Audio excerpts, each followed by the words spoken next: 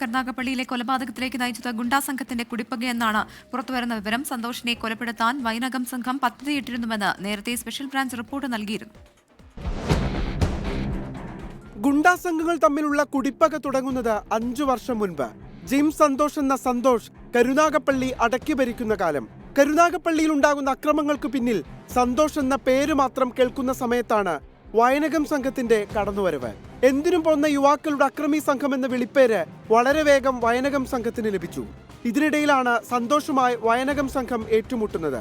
2020-ൽ സന്തോഷിനെ വീട്ടിൽ കയറി പങ്കജിന്റെ നേതൃത്വത്തിലുള്ള സംഘം ആക്രമിച്ച് പരിക്കേൽപ്പിച്ചു. 9 മാസം വിശ്രമത്തിന് ശേഷം പുറത്തിറങ്ങിയ സന്തോഷ് വൈനകം സംഘത്തിന് മറുപടി കൊടുത്തു. ഇതിനിടയിൽ സന്തോഷിന്റെ നേതൃത്വത്തിലുള്ള കരുനാഗപ്പള്ളി സംഘത്തിലെ അനീർ പങ്കജിന്റെ വീട് കത്തിച്ചു. 2024 നവംബറിൽ പങ്കജിനെ സന്തോഷ് കരുനാഗപ്പള്ളിയിൽ വെച്ച് കുത്തി. ഇതിനു പിന്നാലെയാണ് കൊലപാതകം. കരുനാഗപ്പള്ളി ഓച്ചിറ വള്ളിക്കുന്നം ഭാഗത്തെ ഗുണ്ടാ സംഘങ്ങൾ തമ്മിലുള്ള ഏറ്റുമുട്ടൽ പതിവെങ്കിലും ക്രൂരമായ കൊലപാതകത്തിലേക്ക് നയിക്കുന്നത് ഇതാദ്യം. ആർ അരുൺരാജ്, 24 കൊല്ലം.